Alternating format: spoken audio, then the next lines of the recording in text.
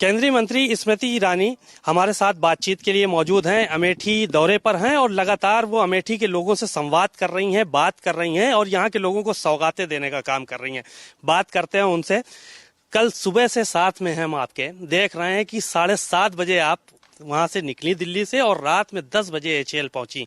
तो यहाँ की जनता भी लगातार देख रहे हैं कि भीड़ लगी हुई है, लोगों को तमाम सौगातें देने का काम कर रही हैं। तो क्या लगता है कि 2022 के जो चुनाव आ रहे हैं उसमें इस बार अमेठी में भारतीय जनता पार्टी का एक बार फिर झंडा गड़ेगा, झंडा बुलंद होगा? देखिए, मेरा अमेठी से रिश्ता 2014 में स्थापित हुआ था और शायद ही कभी किसी लोकसभा क्षेत्र में हारने के बाद कोई कैंडिडेट, कोई प्रत्याशी लौटा हो।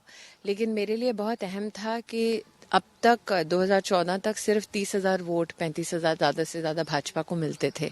मेरा मात्र 21 दिन का सफ़र रहा अमेठी में प्रत्याशी के नाते 2014 में, और 3 लाख लोगों ने अमेठी में भारतीय जनता पार्टी को वोट दिया। हमने तभी निर्णय कर लिया था, मैंने कहा 3 लाख इंसान अमेठी में आशावादी है कि स्मृति ईरानी और भारतीय जनता पार्टी यहाँ विकास का काम करेंगी।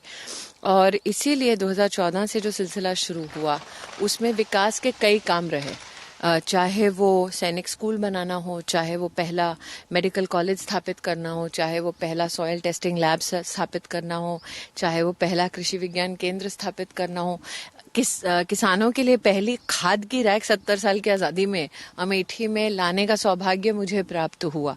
तो मेरे लिए ये बहुत ही ज़रूरी था कि जब मैं 2014 में आई थी तो सीएम जो अपने योगी आदित्यनाथ हैं, उनसे मैंने कहा था कि आप, जब उनकी सरकार आई, कि आप इतना सुनिश्चित कर लीजिए कि हमारे यहाँ पे आरटीओ का ऑफिस नहीं है, हमारे यहाँ पे फायर स्टेशन बनाने की ज़रूरत है, हमारे यहाँ पे पिपरी का बांध 2014 में जब मैं गई तो मुझे हलियापुर की जनता ने कहा, दीदी हम लोग वोट नहीं दे रहे हैं क्योंकि हमारे यहाँ पे बांध की समस्या 60 साल से चल रही है और हम बोल बोल के थक गए, तो हम चाहेंगे कि वोट ना दें, बहिष्कार करें लोकतंत्र का।